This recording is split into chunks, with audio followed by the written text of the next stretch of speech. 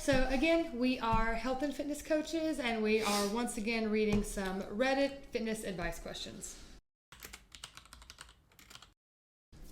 Okay, so it says, I need advice. I've been going to the gym for about 2 years now, and it's going great. It's just that I have some fat on my belly and love handles, and I'm not overweight or anything. I weigh 157 pounds and 6 feet. You're not overweight at all. But I still have a lot of fat in my belly area. I have tried cutting, but I lose fat elsewhere and not on my belly, and people keep telling me that I shouldn't cut because I'm only 15 years old. You shouldn't listen to them, but I really want to lose that fat around my belly. It's my biggest insecurity on my body. And if someone is wondering, my body fat percentage is around 15%. Again, you're not remotely overweight. So just to get out personal opinions, just going off purely data, you're not overweight based on BMI and 15%. I haven't looked at the BMI chart because we don't ever use BMI, but even based off that, even if you were going to go off that, I don't believe you're overweight based on being 6 feet and 157, especially not based on body fat percentage. So the first thing I wanted to say is just immediate knee-jerk reaction is that you said you're losing fat elsewhere, just not in your belly yet. So the way that when we're burning fat, it works a little different between men and women. Mm-hmm. Men, the last area for it to go is our belly, mm-hmm. which sucks because usually, generally speaking, that's where men want to lose it the most. That's just because when we're burning fat, it's like a candle basically. Mm-hmm. So the belly is the first place that the body fat is stored, and then it's kind of stored everywhere else. So that belly fat is the bottom of the candle, so to speak. I'm stealing your analogy right now. I know. So because you're losing body fat elsewhere, you're burning the top of that candle, so maybe arms, legs, thighs, whatever it may be. So you're well on your way to losing that body fat. You just haven't quite got there yet. Belly fat, sorry, thank you. You're well on your way to losing that belly fat. So that is a great indicator that you're not just losing zero fat anywhere, you are seeing results elsewhere, and it just hasn't happened in your belly yet. That is a totally normal part of the process. Mm-hmm.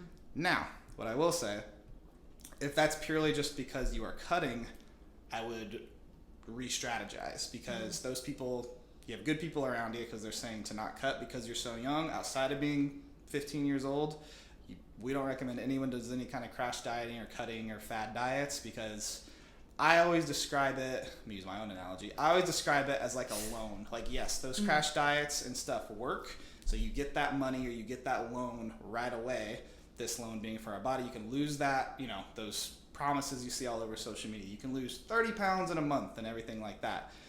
And yes, you'll get those short-term results, but then if we circle back in 6 months or a year, more often than not, that weight is going to come back, rather than if you'd have done it slow and steady or saved your money, to keep the analogy going. You would get there and not worry about having to pay back interest, so to speak. So outside of me just wanting to say, like, you're 15 years old, there's no indicators that you are overweight, you're already way ahead of the game going to the gym for 2 years. I can't say that. Yeah. You're ahead of the game there. There's a lot of unknowns. Like, we have no idea what your nutrition looks like. We don't know what your gym routine looks like. But like, you're ahead of the game even just doing what you're doing. So to give you some actionables and not just be condescending and say, don't worry about it, you're young. Right. For your gym routine, I would look at, are you doing any steady state cardio? So that could just be getting on the treadmill. We've talked about in previous videos how to get in a steady state cardio, so you can check those out. How to make sure you are burning fat. That can just be getting on the treadmill and walking, or walking around the neighborhood. If you have a dog, walk your dog. That can also just be, you don't have to worry about being super strategic in your energy systems. If there's any sports that you like, go play some sports, shoot some hoops, play baseball with friends, whatever it may be. Just maybe get a little bit more active. If your gym routine is solely lifting weights, I'm making assumptions here. So that could be an area of opportunity. I would also look at other areas outside of your exercise, not only just your nutrition. Nutrition, I would say, are you getting enough vegetables? Are you eating balanced meals, home cooked meals more often than not? Plenty of vegetables, still eating healthy sources of carbs. Then I would also look at, are you drinking enough water? Getting enough water in our system helps regulate our hunger. That can make sure you're not overeating, and then making sure we're not putting on the fat where you don't want it in the belly. I would also look at how much sleep you're getting. If we're not getting enough sleep, even if your diet's perfect and you're active in your exercise. If we're not sleeping, our body is not balancing its stress hormones, and that can kind of keep some body fat around the belly too. So I would look at, are you getting enough sleep, which is even more important in the teenage years. You need to get, that's when you need the most sleep in your whole life. When you get older, you can operate fine on like 6 to 7 hours of sleep. I think the recommendation is like 8 to 9 hours For in those teenage years. I think it ranges from 8 to 10. Yeah, I think it's like 8 to 10. So that sleep is at a premium at this stage of your life. And athletic people that are teenagers tend to be on the higher end of that because Yeah. they need So, more recovery time. Some actionables for you to look at. Are you drinking enough water? A good benchmark. There's a few different ways, but simplest one, half your body weight in ounces daily. If you're not hitting that, that's one actionable you can take. Getting in some activity outside of lifting weights. Keep lifting weights, but also add maybe some walking around the neighborhood or on the treadmill or whatever piece of cardio equipment you like the most. You can go for a swim too. Pick a sport. Or pick a sport, whatever it may be. And then making sure we're getting enough sleep. Those are some 3 really easy actionables, along with just general nutritional tips, but that could be a whole nother conversation. But above all else, like, your body is going to be totally different in 3 months and then 6 months even once again. Which is probably why he's frustrated, because he's been doing it for so long and it keeps changing, and he probably changes about as often as his body changes. You might already be doing all those things we threw out there. If you are, just kind of stick to the process. That could just be, it might be annoying to hear, it could just be some baby fat hanging around and you're doing everything right. So I commend and keep doing what you're doing as far as being active, but those are some actionables maybe you're not already doing that you could implement. So that was like most of what I would have touched on. And like, so personally coming from a place where like I wasn't like the teen athlete, like at least not in high school, it was like marching band was my athletics. But what I think of when I think of like most teenagers, either because like the control that they have is not really their own in terms of food a lot of times, or just because, unfortunately, as much as I'm sure the government is trying, the education that is presented to teenagers and below about nutrition isn't where it should be. And I still meet clients that are full adults in their 30s that are like completely confused when I tell them that eating vegetables every day doesn't mean 1 cup of vegetables 1 time a day. Like, people are shocked that eating vegetables every day is like 4 to 6, depending on the person, like fistful of 4 to 6 fistfuls of veggies throughout the day. Or what is the actual like proper recommendation that used to be used, like 7 cups or something like that. So the amount of vegetables that people should be eating is much higher than most people eat, even people that feel like they eat vegetables a lot. And I know it's hard for teenagers because your palate is also still developing. So like figuring out vegetables that you like can be difficult. So I would say like lean most on water and veggies. And then this is mostly because I just remembered it as you were reading, but just to kind of point to like just about anything works. I wasn't like athletic when I was in high school, but I was athletic briefly when I was in middle school. And I was like competitive kayaker, so we trained 7 days a week. I weight lifted 3 days a week. I was on the water 2 days a week, and then whatever the rest of that math is, we ran the other 2 days like a mile or 2. And I struggled with belly fat then, and I was training hard 7 days a week with people that were getting ready for the Olympics. Like, these were like on an Olympic track, and that is just because like it was baby fat, and it was frustrating for me, and I just kind of had to wait it out, and eventually my body caught up a little bit. But if you start when you're that young, your body might hold on to that baby fat a little bit more because it's still trying to figure out where your homeostasis is. So it could be a little bit of that belly fat just hanging around from like preteen time. But then in that same vein, once I hit like high school years, I went on a diet to lose belly fat, which consisted of whole wheat quesadillas 3 times a day. And I lost belly fat because I was a teenager and everything worked. So that's kind of an example of like, you'll feel really stuck when you feel like you're doing everything right, but at the same time your body will just decide that it's ready to drop that fat, and inexplicably it'll do it whether you're doing the right things or not. So at this point, like, focusing on the good habits so that they carry over when it does matter a little bit more, and just trust the process and not change it too much, because it does sound like there's a little bit of like frantic, like I want to fix this, and he might be changing it often. So trying to not switch it up for at least a year and see where he ends up. That was all. I just want to kind of add that. Anything else? Okay. Let me find mine. Okay, good. Okay, so this next one comes from Bodyweight Fitness, which is everything from just like push-ups and things like that all the way up to calisthenics, in terms of like learning how to do that and working out that program. So this person says, can I make gains while muscles are sore? I'm a beginner in weight training, let alone body weight training, and my main goal currently is to gain muscle mass.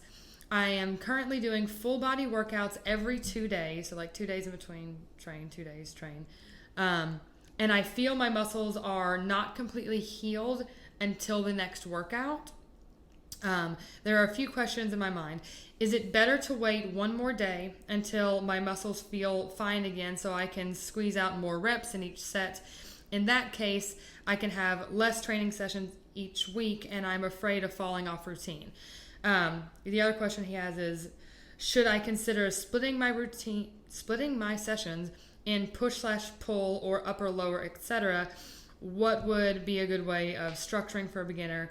And then last question, when working out with sore muscles, am I interrupting the growth and being detrimental to my overall progress? So a few questions there. The first one I want to touch on is like, technically, immediately, if you train a muscle that's sore, your risk is not in not building more muscle mass. Your risk is in hurting yourself and then being out of the gym for a few weeks because you tweak something. And that's why you're not building muscle mass. And then you're not building muscle mass. But it's not like you're going to, that one workout while you're sore is not going to like, it's not an on and off switch. It doesn't just like turn off because it's like, I'm tired, I'm going to turn off muscle building. That's not how that works. It's just like you're going to overwork it and tighten it to the point that your entire kinetic chain starts to fight you. And then suddenly you have back pain and knee pain and shoulder pain because you overworked your quads. So that's the risk there. So definitely don't train a sore muscle in any way that's not like recovery. So like if I have a client that's quads are sore, like I am okay with them doing some like incline on a treadmill or something to get blood flow and doing things like that. But like strength training it, using resistance, doing intense body weight training, those are not things you want to do to a sore muscle. So there's that. And then he actually kind of touched on this, which I didn't recognize the first time that I read this, but he actually mentions is like, should he wait an extra day to give that muscle more time? But then he also said that his concern is like falling off routine. I personally am always in favor of changing the structure of the days rather than changing the frequency when you have a good frequency going, because it's so easy to fall off routine and it's so easy to lose motivation, kind of lose that momentum from a lot of different things going on in life. So I wouldn't want to manually do that. So if you're in a routine that works with your schedule and that's like where your motivation is, I would say I would rather see him change up the routine and do like push, pull, or upper, lower. Thinking about, because I'm thinking more when I think like body weight, I'm going to assume if soreness is part of his issue that we're more in the calisthenics world a little bit to create a full program. So thinking about calisthenics work, I think it would be easier to do push day, pull day than upper, lower. Because I think that's just a direction that might be a little bit harder to split for some calisthenics things. Like conceptually. Like you can do it either way, but I just think it'd be a little bit easier to do it one way or the other. And even with that, though, it is still like a listen to your body moment. Because I know personally, like if I do an all push day, I walk out of the gym feeling like this, like I'm tight in this direction. So he might not want to do that because it just doesn't feel good if he's used to full body. But yeah, I would say like switch it up to either push, pull, or upper, lower. He's asking for like opinions on how to structure it, but he doesn't really mention what he's doing now. Yeah. So it's very hard for me to figure, because I could just start throwing exercises out. Right. Like I could say handstand push-ups all day long, but he's still working on an incline push-up. So like I don't know where he is. You could do fully full body. You could do push pull. You could do upper lower. You could do it a bunch of different ways. You could do a combination of all of them if you're doing every other day. Well, I wouldn't. It's hard to answer. He's doing every 2 days, but his issue is soreness, so I wouldn't have him do any full body days. Not any true full body, because when he says full body, I think he's doing truly full body. So, and it is possible that because he's a beginner. It is possible that when you're a beginner, you don't really have a deep understanding of how to structure it to know how to make something push or pull. So full body, when he's doing a full body workout, it might not truly be full body, but he's probably just doing upper and lower at the same time and stuff like that. So something as simple as a pull day for calisthenics could be well, it's not really body weight. You can do inverted rows and some lat pull-ups, some pull-ups, and I think he was speaking more macro than no, I know exercises. He asked for specific structuring, so I'm trying to structure, not exercise. So we could go down a whole nother rabbit hole. So I think you've covered. Yeah, I would say I would split it up for him. And the other thing is he's new, so that's gonna that soreness to that extent isn't going to persist for that long. And then last thing is I think that generally speaking, the general rule that everyone assumes is your muscles recover in about 48 hours from a workout. We've even said it in one of our last couple of videos that it's 48 hours. However, it's technically 48 to 72 hours. Most people that are a little conditioned fall somewhere in 48, or if your program isn't super intense for you and it's modified in a good way, most people can be insured to be in the 48. But if you're pushing it really hard and you're a beginner and you're just doing all the fun things, it's not crazy that his recovery is just 72 hours right now. And eventually, as he conditions himself more, he'll come down to that 48-hour recovery, and this will be easier for him. But yeah. Anything? Only thing I'd add to it is we're assuming they're in the first month of this routine, so more persistent soreness is gonna happen even if your recovery. If they are further along and they're still feeling sore every couple of days, then I'd be looking, because that, especially with the body weight routine, that shouldn't be the case. So I would look at recovery. We're probably lacking in the recovery department. So are you stretching after each session, and even in between on off days? Are you foam rolling? Foam rolling is a lot more common knowledge, but there's still plenty of clients we work with, they don't have a foam roller and they're not sure how to use it. So umbrella, there's exceptions to the rule, but foam roll in your warm up, and then static stretch in your cool down, and then you can foam roll after too, but you can do both on your off days, and that should help you feeling more fresh and ready to go. And then of course, like we always talk about, getting plenty of water helps with recovery, and getting plenty of sleep.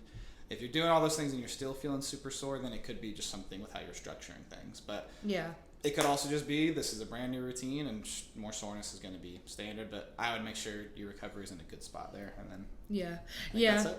Yeah, I didn't think about that. If he's more than a month in and he's still feeling this soreness with calisthenics, because again, I'm assuming that it's calisthenics to build a full bodyweight program or plyometrics or something like that. Most bodyweight training is very, very skills based. So the way it should be structured is it is very regimented, and you do the exact same thing every workout, and all you're really aiming for is holding that position longer, being more stable in that position, or producing more power in that position. So because it's so skill based, it should be, there's a lot of progression, a whole lot of progression to get to any part of a bodyweight skill. So if he's feeling a lot of soreness with body weight, it could be that he's just kind of throwing things together and doing something different every single time and trying a different skill. I'm going to try pull-ups today, and then I'm going to try handstands today, and then next week he does neither of them and he tries an L sit or something like that. So just making sure that you pick, if you're doing calisthenics stuff, you pick 2 to 4 main skills and then focus on those, master those, and move to some other skills depending on your frequency of training. So yeah, that's a good point. Anything else? Yep. I think that's it. Yep. Bye.